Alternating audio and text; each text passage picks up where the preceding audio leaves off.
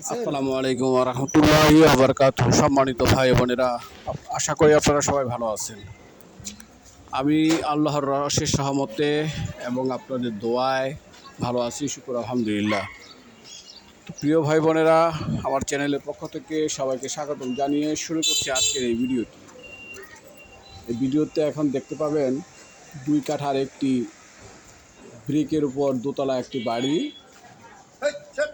জায়গাটির অবস্থান ঢাকা দক্ষিণ সিটি কর্পোরেশনের অন্তর্গত ৬৬ নম্বর ওয়ার্ড,